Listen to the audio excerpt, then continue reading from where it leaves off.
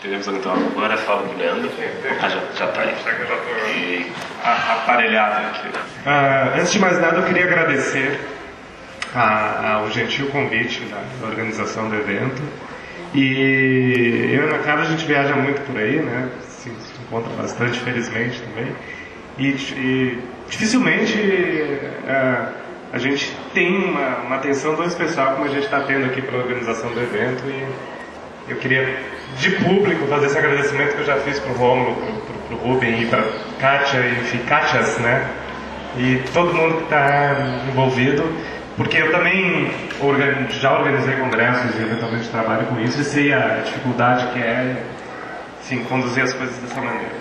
Então só esse registro acho que é fundamental fazer. E, enfim, a Ana Carla trouxe um tema e permitiu uma entrada muito bacana porque eu pretendo falar agora, né, que essa necessidade de construção de uma abordagem mais formalizada da economia da cultura. Porque eu muitas vezes me peguei em crises existenciais pensando, pô, mas o que é a economia da cultura? Né? O que eu, como economista, posso contribuir, né, nesse campo da formação de bens, da formação de serviços, da formação de, sobretudo, bem-estar, que é do que se ocupa a ciência econômica. E tantas vezes me peguei pensando e produzindo, escrevendo sobre isso, e eu cheguei à seguinte conclusão, que existem diversos approaches, diversas abordagens, diversas aproximações ao tema da economia da cultura, que podem ser dadas lá pela antropologia, pela ciência política, pela produção prática de cultura, pelo planejamento urbano, uma série de abordagens, e a economia é uma delas. Agora, se eu observo a economia da cultura a partir da economia, eu me pego num certo compromisso, isso é pessoal, particular mesmo, de ver quais são os instrumentos tradicionais que podem ser aplicados para analisar o setor cultural. Eu acho que esse é o primeiro passo quando se fala de economia da cultura a partir da abordagem da ciência econômica.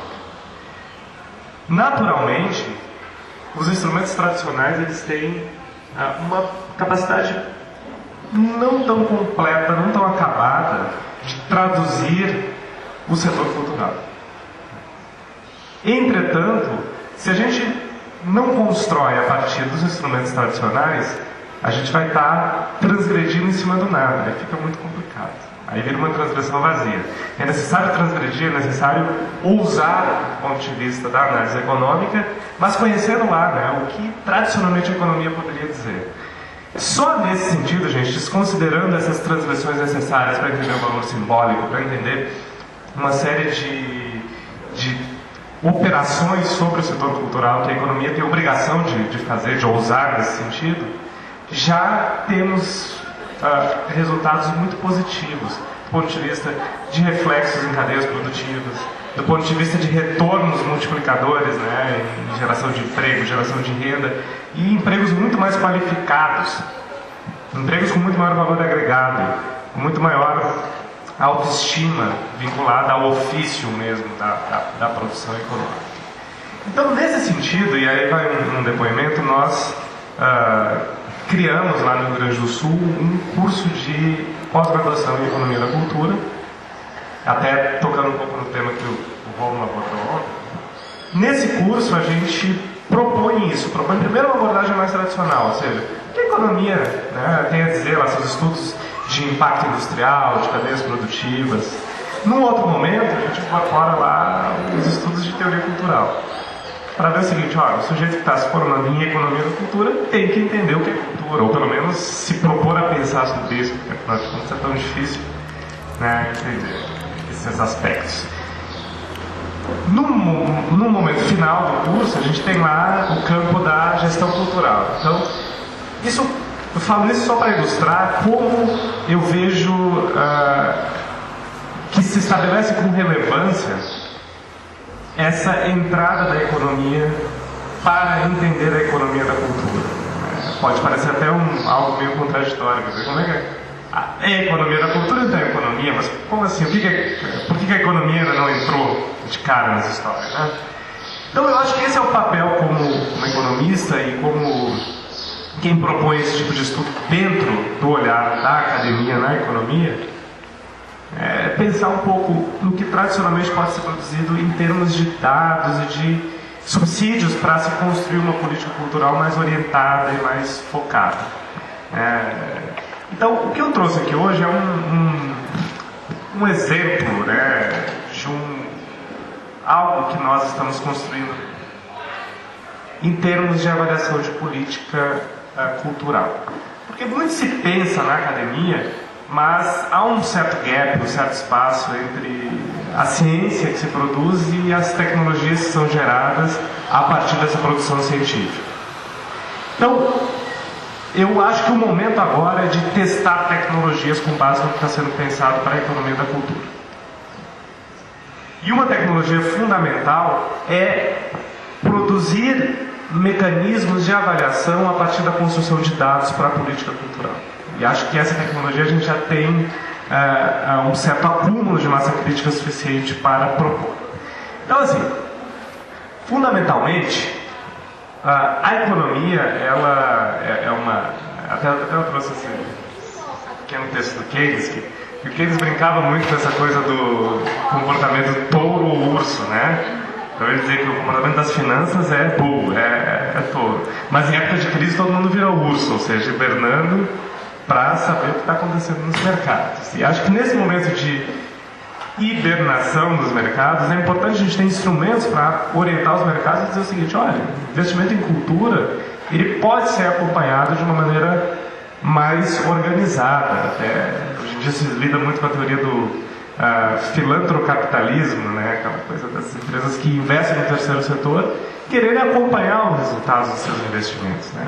Então, Keynes dizia isso, quer dizer, às vezes somos touro, às vezes somos ursos, e atualmente vivemos um momento urso dessa crise. Mas quando Keynes toca na ciência econômica, e acho que no mesa de economia da cultura é imprescindível falar um pouquinho dos limites e das fronteiras da própria ciência econômica, ele dizia que a teoria econômica ela não fornece um elenco de conclusões estabelecidas e que são imediatamente aplicadas. A economia é um método e não uma doutrina. Ela é uma técnica de pensamento que ajuda o indivíduo a tirar conclusões corretas sobre um aspecto específico da realidade.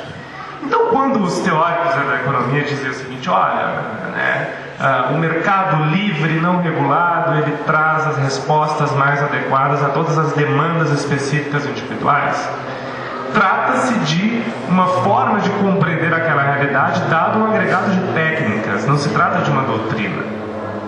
Então acho que é muito importante a gente pensar o seguinte: quando você olha para o mercado, o problema não é o mercado em si. O mercado ele é um fato inerente às necessidades que a humanidade possui, ou seja, o mercado é quando dois agentes se encontram, um com uma oferta, o outro com uma demanda específica, ou os dois com duas demandas e criando ofertas para satisfazer suas próprias demandas, se encontra e daí se estabelece a relação econômica e se estabelece o mercado. Então, fundamentalmente, são as demandas individuais, necessidades individuais de sociedades, de pessoas que não são uma ilha, não são autárquicas, não são sozinhas no mundo e não podem satisfazer suas necessidades, a não ser que sejam lá o Robinson Crusoe. Enfim. Então, daí se forma o mercado. Então, dizer que a culpa é do mercado, o mercado em si não tem culpa de nada. A culpa talvez esteja na forma como os mecanismos de regulação desse mercado se estabelecem, na forma institucional, na forma legal, ou mesmo nos hábitos que são formados a partir das necessidades. Isso talvez pode traduzir a carência de certos bens específicos. Então, assim, quando você fala, olha, o mercado patrona a produção de bens culturais, eu vejo uma certa inconsistência nesse argumento. Eu acho que a falta de regulação, a falta de pensamento em termos de política cultural, em que se privilegia em todos os elos de uma cadeia específica, que se olha a produção, que se olha a demanda, em que se olhe a capacidade de formação de bens que satisfaçam necessidades que, por sua vez, também têm que ser incentivadas. Ora, quer dizer, só sente a falta de um bem cultural a pessoa que desenvolveu a necessidade desse bem cultural. E para desenvolver essa necessidade de bens culturais, você precisa de políticas de formação de capital humano, você precisa de políticas que permitam que os agentes tenham a capacidade de escolher E a economia, no seu conservadorismo, e é bom também que a ciência seja conservadora, que a gente pode brigar, exatamente, a gente pode revolucionar a ciência, porque se ela não fosse conservadora, a gente não teria sobre o que, né? Volta a minha fala, não teria em cima do que transgredir, né? Então, há alguns anos atrás, Amartya Sen, economista indiano, ganhou um prêmio Nobel de Economia, nossa distinção com louvor máxima para um economista, justamente discutindo isso, quer dizer, capacitações. Quer dizer, só há desenvolvimento econômico se os agentes desenvolvem capacidade de escolher e têm liberdade para fazer suas escolhas. Mas só há liberdade para fazer as escolhas se formam condições para as escolhas. Aí são as capacitações. Então veja só, a gente tem certas discussões de fundo que eu acho que são necessárias de serem feitas. São necessárias de serem feitas que pautam, sobretudo, essa nossa atuação cotidiana, inclusive. E essas discussões de fundo, mais filosófico, teórico, elas habitam fortemente o campo da economia. Né? Eu não vou me prender muito nisso, senão realmente iremos muito longe. Eu preciso chegar focar no meu exemplo que eu trago aqui, que é esse de avaliação de políticas culturais. Então eu trouxe esse que a gente chama de fluxo circular de renda em economia, que é muito encaixadinho, né? Muito fechadinho. Ou seja, você tem um mercado de bens, um mercado de fatores de produção, você tem famílias de um lado, firmas de outro, pensando no seguinte. Tradicionalmente os manuais de economia trazem o seguinte: olha, quais são os principais problemas econômicos? O que produzir, quanto produzir e para quem produzir? Ok, são problemas reais no mercado. A gente precisa ter demanda, precisa ter oferta, precisa articular a relação entre bens escassos e necessidades que são ilimitadas. Isso é tudo muito bonitinho manualisticamente. Mas, gente, para a economia real e para a economia que envolve bens de valor simbólico, essa discussão de mercado tradicional, ela precisa ser feita no segundo momento. Acho que o primeiro momento trata-se da formação dessas demandas e da análise dos resultados associados à formação desse ciclo de mercado. Não adianta nada eu ter uma cadeia produtiva muito bem desenvolvida, coisa que nós não temos, se essa cadeia produtiva ela não estiver focada numa multiplicidade de bens que permitam a escolha. Isso é bem-estar para a economia.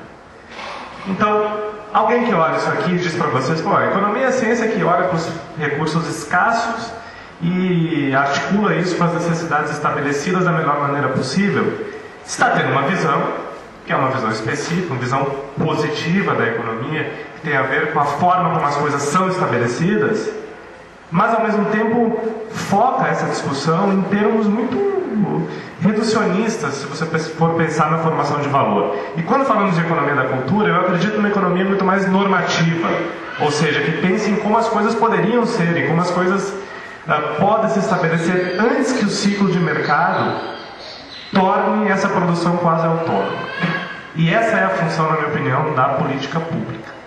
É orientar o mercado. Orientar o mercado não significa pautar no mercado e dizer o que as pessoas devem produzir e consumir.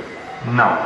É perceber que existem gargalos muito relevantes dentro do mercado de bens culturais, em sentido amplo, em que esses gargalos não podem ser satisfeitos pelo mercado. O fluxo circular de renda para bens culturais ele é inconsistente do ponto de vista da multiplicidade de bens produzidos.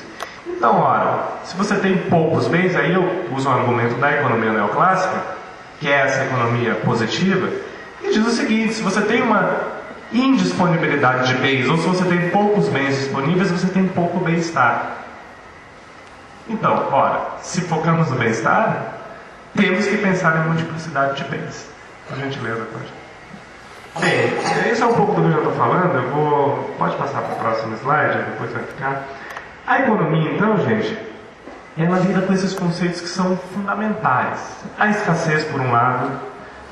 Ora, porque afinal de contas, ainda que existam uma quantidade de recursos bastante grande, bastante ampla, essa escassez pode ser relativizado, inclusive, e perceber o seguinte: nós não temos condições físicas de consumir tudo ao mesmo tempo. Não é? Evidentemente que se você pensar que a produção de alimentos no mundo ela é capaz de satisfazer a população mundial, e tem gente que passa fome, pensa, pô, mas é alguma coisa errada. Aí não é no campo da escassez, é no campo da distribuição, que também é um outro elemento importante quando se pensa em economia. A produção, recursos, fatores de produção, necessidades humanas, mas fundamentalmente, quando eu trato de economia da cultura, eu estou falando de escolhas e de necessidades. E essas escolhas, né, a Ana Carla trouxe, falta de informação minha, eu não consegui assistir o Gary Becker essa projeção, eu já vi. Eu estava aqui. Mas enfim, e o Gary Becker é um economista que cunhou o conceito seminal, né, de capital humano, que é um conceito fundamental, que todo mundo foi muito falado aqui, né, nas mesas que aconteceram nesse congresso, sobre capital humano. E o que é esse capital humano? É a formação para a relativização do conceito de capital humano pode ser entendido também como a capacitação para a escolha.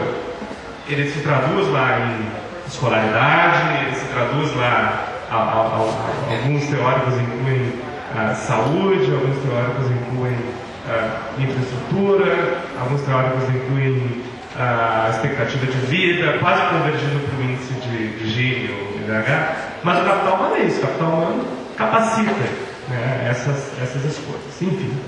Então, gente, a economia da cultura, para a economia da cultura é imprescindível esse diálogo com, primeiro, outras ciências, estando na fronteira, né, com elas, mas sem perder as referências fundamentais no que a economia tem produzido em termos históricos até, e que identificam, né, promove uma autoidentificação da ciência dentro do campo da ciência econômica. Então eu costumo dizer que eu sempre estou colocando ali um pezinho na antropologia, um pezinho na sociologia, mas sem perder o meu foco e dizer, poxa, eu sou economista e eu preciso falar disso aqui. Eu não posso assumir o papel de sociólogo, assumir o papel de antropólogo, porque seria uma irresponsabilidade. Então, cada vez mais eu me coloco como alguém que quer usar os instrumentos da economia, sabe que eles precisam ser transgredidos e transcendidos, mas que eu acho que ainda a economia tradicional tem alguns elementos importantes quando se lida com a economia da cultura. Então, toda essa introdução foi simplesmente para... Foi muito legal. Toda essa introdução foi justamente para dizer para vocês que, utilizando essas técnicas tradicionais de formulação de indicadores, nós desenvolvemos uma experiência. Pode passar isso aqui, por favor. Pode isso. Anterior. Nós, eu digo, eu, juntamente com um outro professor da URGS, o professor Stefano Florisi, nós desenvolvemos um trabalho em Pernambuco para formular um indicador de avaliação de política cultural. Esse indicador ele nasceu de um trabalho junto com a Secretaria de Justiça do Estado do Rio Grande do Sul para avaliar projeto social, né? Nós entramos num projeto muito bacana que existe lá, uma coisa chamada Rede de Parceria Social, que é um conceito de rede de apoio social em que entram empresas privadas de um lado, organizações do terceiro setor do outro e os beneficiários do projeto completando essa rede. Então, a Secretaria de Justiça tinha uma demanda muito específica de entender em que medida estava sendo efetivo esse programa. Ou seja, será que está valendo a pena? Será que a gente deve levar adiante essa rede? A gente tem conseguido resultados satisfatórios? Nesse sentido, o que se propôs primeiro foi uma análise de custo-efetividade, que é uma análise bem específica, econômica, que você analisa o seguinte: olha, entrou tanta grana, voltou tanto em imposto, voltou tanto em emprego, voltou tanto em renda, a conta fechou, então ok, é efetivo o programa. Só que a gente pensa, gerou um certo mal-estar em utilizar esse método tradicional para avaliar o seguinte: poxa, as pessoas estão tirando mendigos da rua, as pessoas estão recuperando usuários de drogas, as pessoas estão capacitando crianças para o trabalho, cursos de língua estrangeira para crianças, enfim. Então, será que é só isso? Quer dizer, será que um programa que se propõe lá a recuperar 20 usuários de crack, que é um grande problema no Rio Grande do Sul, e recuperou 10, será que esse programa não foi efetivo? Quer dizer, você olha lá para as metas e fala, peraí, ano que vem você não está na lista, quer dizer, você teve 50% de efetividade, seu trabalho não é bom. Mas peraí, será que é só assim? Então nós conseguimos, pensando nessas questões, a gente se propôs então a bolar um indicador que levasse em conta sim as metas traçadas, mas que se criasse a possibilidade de analisar alguns qualificadores que gravitavam em torno dessas metas. Nesse sentido, a gente criou lá um indicador chamado Índice de Efetividade Social para os programas. E aí, fizemos esse trabalho no ano passado, e por conta de algumas ações que nós temos em Pernambuco, porque o nosso curso de pós-graduação ele foi reproduzido em Recife, nós fomos chamados pelo governo do estado lá para eventualmente reproduzir isso para avaliar projetos culturais. E foi algo que estava assim caindo de madura. Poxa, trabalhamos com a economia da cultura, fizemos esse trabalho para projetos sociais e agora surgiu a oportunidade nesse sentido, leia-se, financiamento para poder fazer, que não é um trabalho barato, né? E resolvemos então topar essa parada e fomos para Pernambuco aplicar essa construção desse indicador de avaliação de efetividade de política cultural. Agora eu pretendo focar. Por que é tão importante isso? Sobretudo porque se vive, como a Ana Carla colocava antes aqui, uma carência brutal em termos de dados para a cultura no Brasil. Ou seja, a gente não sabe o que está fazendo. Relativizem o que eu estou falando aqui agora, tá? Eu não estou dizendo aqui que estou criticando o trabalho de ninguém. Eu só estou dizendo que eu, como economista, eu olho para o setor que não tem dados, eu não conheço o passado. Se eu olho para o setor que não tem dados, eu tenho dificuldade de apresentar o futuro. Fundamentalmente é isso. Veja lá, você tem o setor industrial. Você conhece todos os gargalos da indústria em quase todos os estados do país. Então você sabe que uma política ela pode ser orientada. E uma política orientada, quando se conhece os gargalos, é uma política que economiza recursos. E a gente volta lá no estudo da escassez, e você pensa, os recursos, ainda mais os recursos públicos, são escassos pra caramba. Tem muito custo de oportunidade associado, ou seja, se usar o recurso para um fim específico, automaticamente você não vai usar de novo a escassez. Automaticamente você não pode mais usar esse recurso para outras demandas específicas. Seja lá combater a fome, enfim. Então, é muito delicado lidar com recursos públicos e você precisa de uma atuação mais cirúrgica. E para ter essa atuação mais específica, mais focada, é fundamental que você conheça a realidade. E os dados traduzem sim a realidade. É uma realidade limitada, uma realidade específica? É. Mas é um componente da realidade importante. Então, nesse sentido, eu acho que a maior importância de conseguir formular um indicador para avaliação de política cultural está associado à possibilidade de você ter um certo mapeamento do setor cultural enquanto mercado, enquanto cadeia e enquanto setor econômico que tem vida própria e que precisa ter sua estrutura de demanda e sua estrutura de oferta mapeadas. Então acho que isso é a fundamental contribuição. Então nós começamos a projetar esse trabalho em Pernambuco no sentido de, primeiro, tentar compreender, em uma análise um pouco até censitária, como é que era o perfil das atividades culturais no Estado, ou seja, quem ia, qual é a classe social, qual é a faixa de renda, qual é a escolaridade, por que ia, quer dizer, se havia algum reconhecimento, será que o sujeito de Nazaré da Mata, que é a terra do maracatu, ele se reconhecia naquela atividade? Ele dizia, não, eu vivo em Nazaré da Mata e eu reconheço o maracatu como a minha vantagem comparativa cultural. Será que isso é verdade? Será que existem escolas de formação? Chamar o Obama aqui, lembra?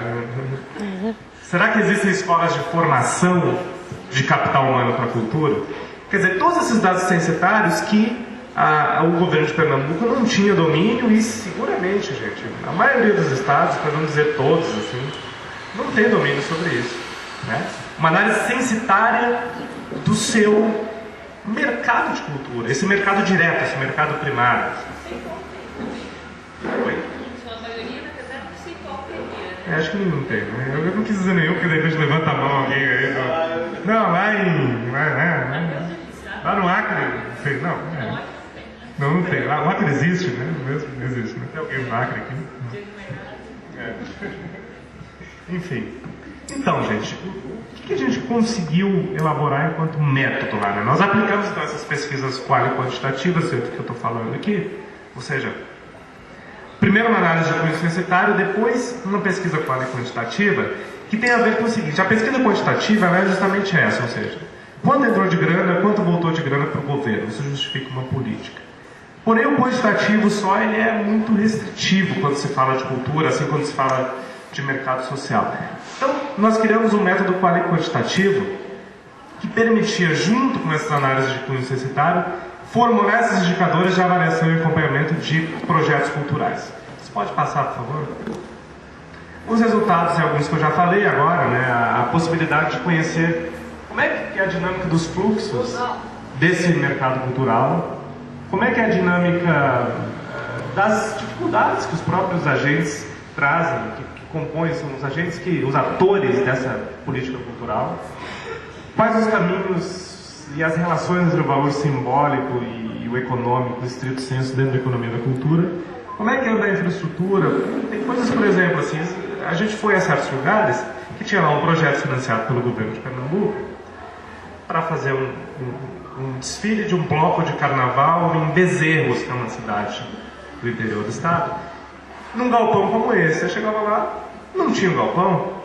Você, como assim? Não, porque o galpão caiu semana passada e agora a gente vai fazer na rua mesmo. Quer dizer, como é que está a infraestrutura, que é um componente fundamental também do mercado, do mercado, eu chamo de mercado, do campo da distribuição e execução de cultura, né? Enfim, e sobretudo também para conhecer esse banco de dados. Pode passar, por gentileza? Bom, o que a gente considerou então para esse indicador? Antes, você passa para o próximo slide, depois a gente volta nesse. Isso aí é o tal índice de efetividade.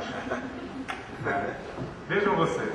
Na verdade, gente, a proposta então é traduzir aqueles indicadores que são indicadores qualitativos. Não se assustem, isso é muito simples, Mas é muito simples mesmo.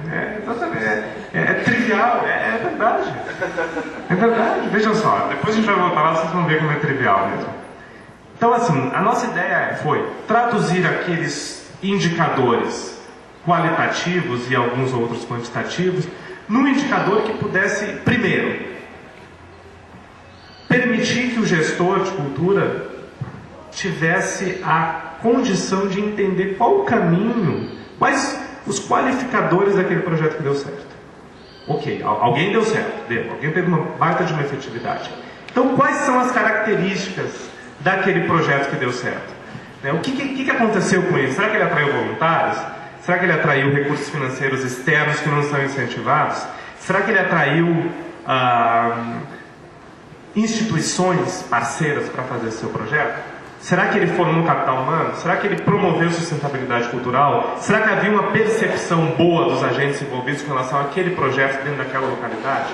Então veja só, tudo isso se articula e a gente pode aí dar uma brincadinha de economista, mudar as ponderações. Quer dizer, se eu acho que naquela localidade um projeto deve levar mais em conta a sustentabilidade cultural e ambiental, eu vou lá e boto um peso maior no item sustentabilidade. Enfim, mas aí começa a complicar um pouquinho, mas até então é trivial. Você pode voltar ali para a próxima, então? Veja só. Aquela equação, cada item daquela equação é traduzido por isso aqui. Primeiro, metas atingidas, que é o resultado obtido em relação às metas traçadas. Todo projeto cultural tem meta, né? Esse congresso tinha uma meta de trazer palestrantes para cá, enfim. Viemos, a meta foi cumprida. Trazer público, vocês vieram, a meta foi cumprida. Com relação a isso, a gente começa a ter uma variável um pouco mais objetiva. Essa é uma variável quantitativa, ou seja, projeto tinha como meta a execução de 3 shows de maracatu. Vamos lá ver se ele executou os 3 shows ou não. Ah, executou 2? Bom, não atingiu a meta.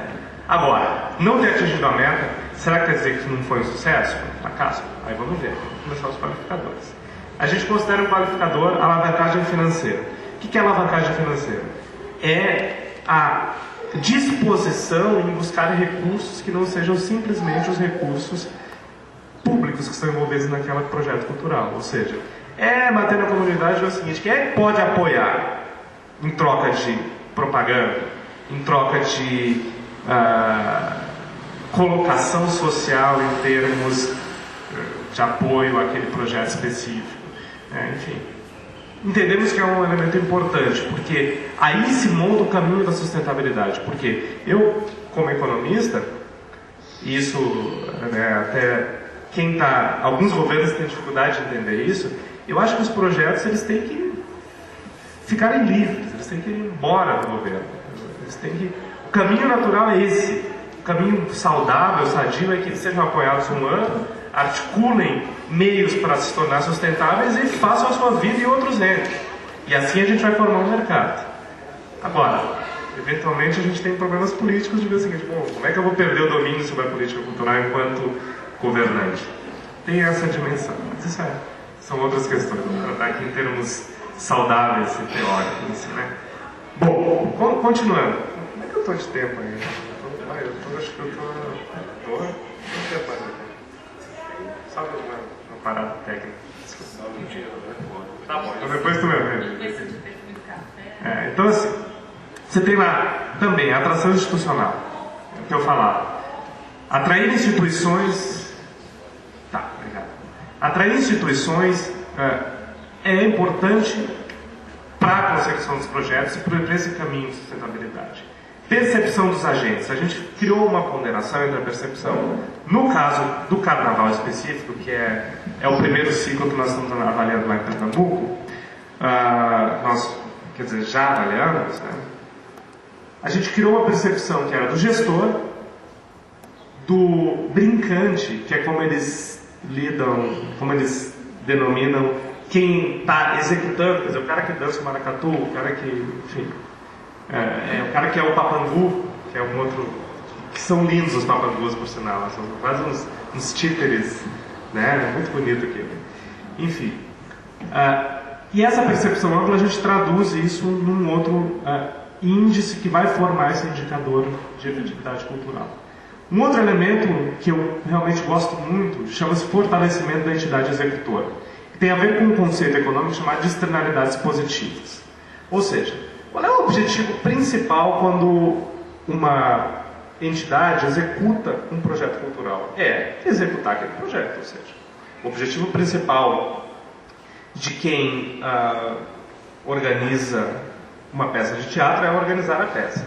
Agora, a cada peça de teatro que as entidades organizam, fica um saldo de capacitação, de experiência, de formação de certas sinergias, de conhecer até os fornecedores, de conhecer como o caminho para uma peça atrair mais público ou menos público.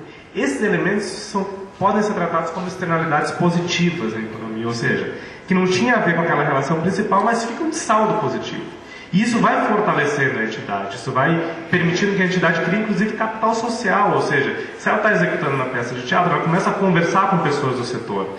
E aí começa a se criar um ciclo que vai ser um elemento muito importante nesse caminho da sustentabilidade.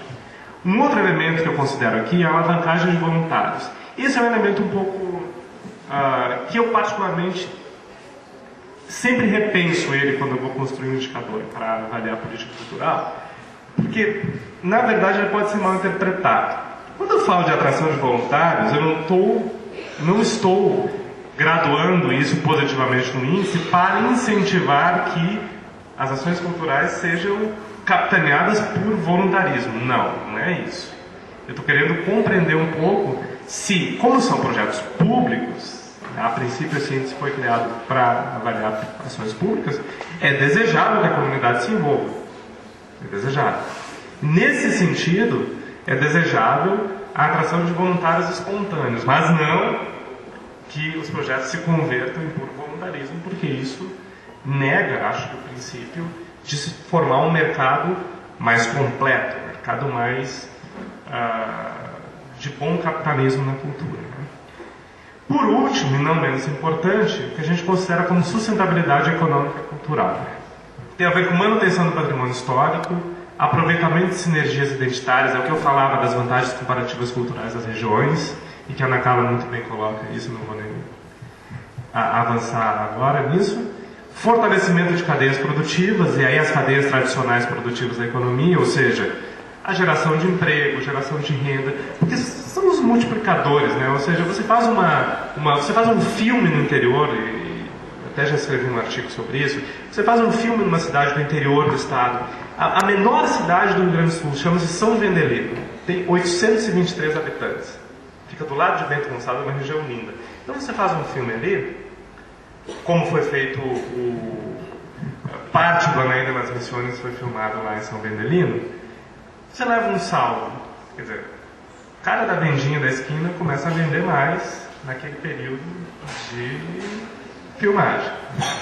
O cara da venda da esquina vende mais, o cara do hotel começa a hospedar gente, que dificilmente ele conseguia fazer isso, por sua vez abre a demanda por mais um recepcionista, e o cara da vendinha também precisa de mais um funcionário para ajudar ele naquele período, e aquele cara que arrumou um emprego ali na vendinha em função do filme que estava sendo locado lá, começa a poder comprar material escolar de melhor qualidade para seus filhos, que por sua vez alimenta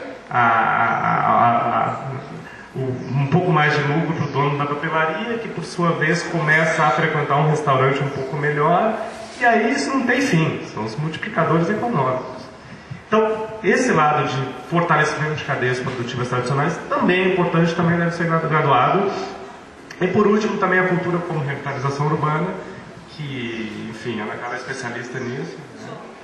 Também um pouquinho, né? Eu tenho lidado um pouco marginalmente com isso, mas é um elemento fundamental. Eu sempre cito um fenômeno que existe em Porto Alegre.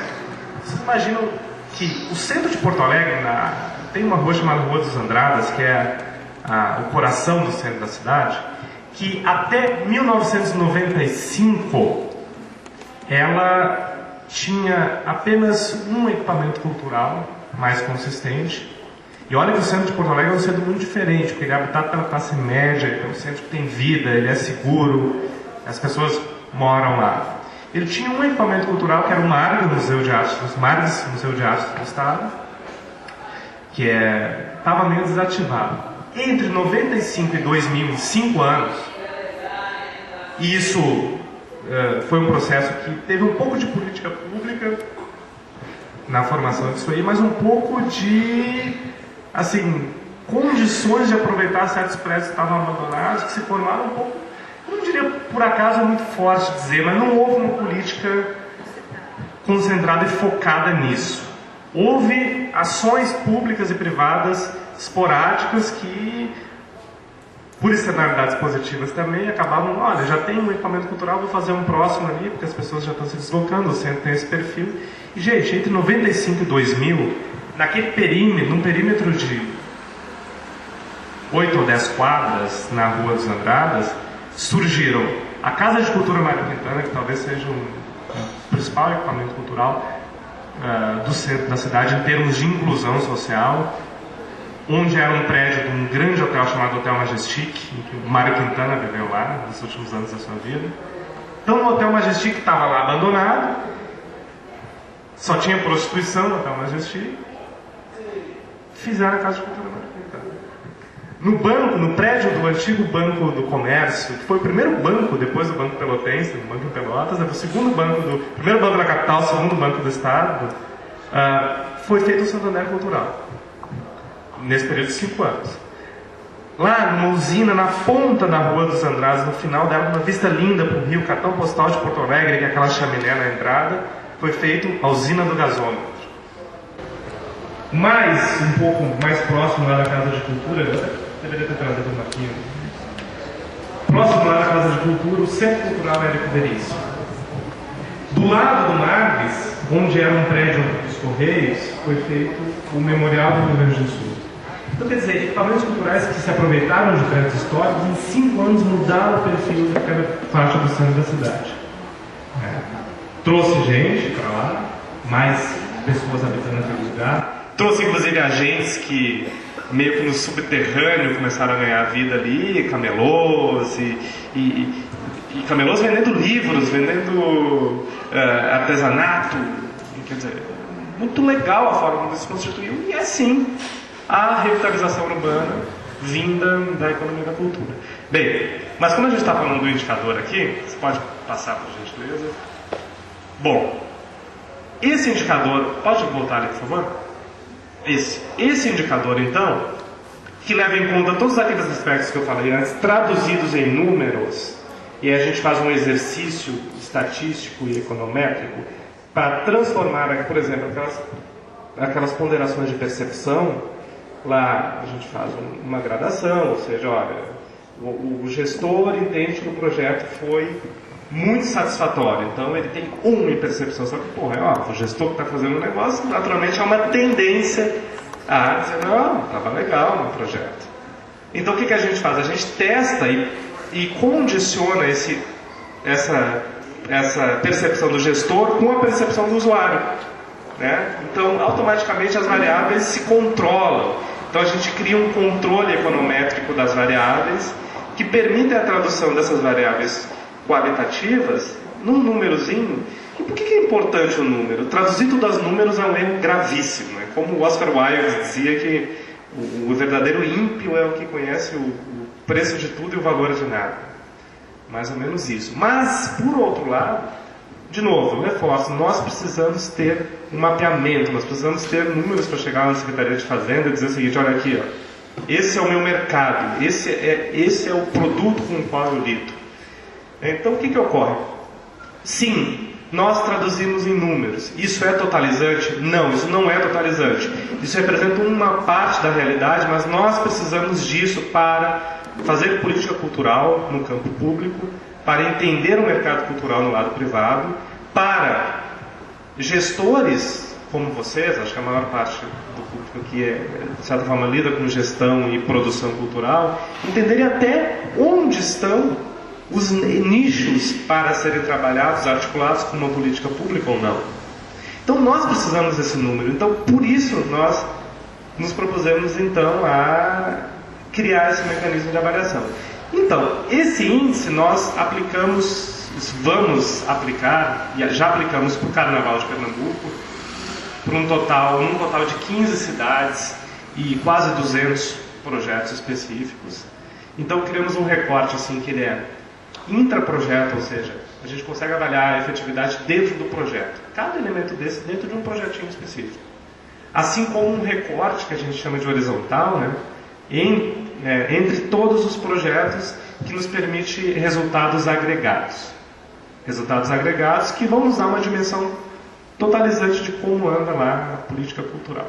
Então, para finalizar, você pode passar.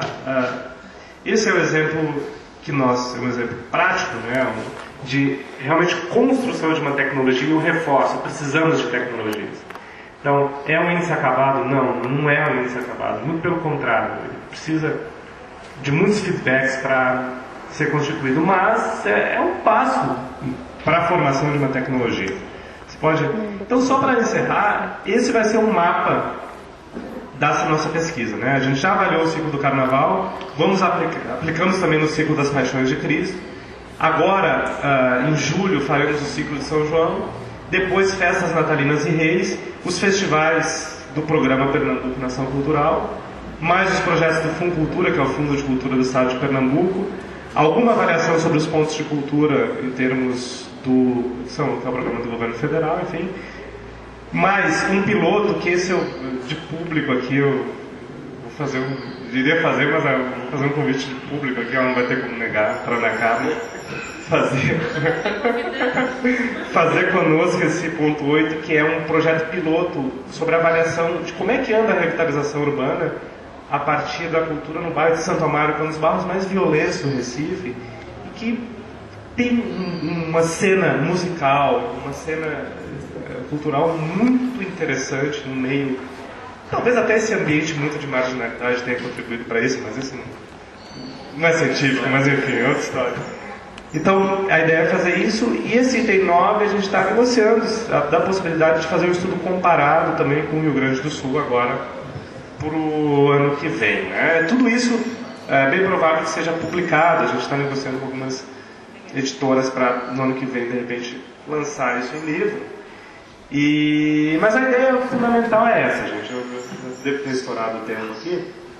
Então, assim, é possível e é desejável que nós tenhamos um pouco mais de domínio sobre a realidade do que se convenciona chamar de economia da cultura. Né? Isso se tem a partir da construção de dados. De novo, eu reforço. Eu só vou me sentir tranquilo em trabalhar com a economia, um pouco mais tranquilo, em trabalhar com a economia da cultura quando, no mínimo, tivermos os principais estados do país com observatórios e banco de dados razoáveis para que isso permita que a gente olhe o passado, olhe o presente, consiga projetar alguma coisa para o futuro, que nós saibamos quais são as nossas demandas efetivas, ou seja, onde é que está, qual é o elo da cadeia que precisa ser incentivado, qual é o elo da cadeia que está se rompendo, qual é o elo que não existe, ou qual é o que existe que pode contribuir, inclusive, né, beneficamente para os outros. E isso é fundamental. Então,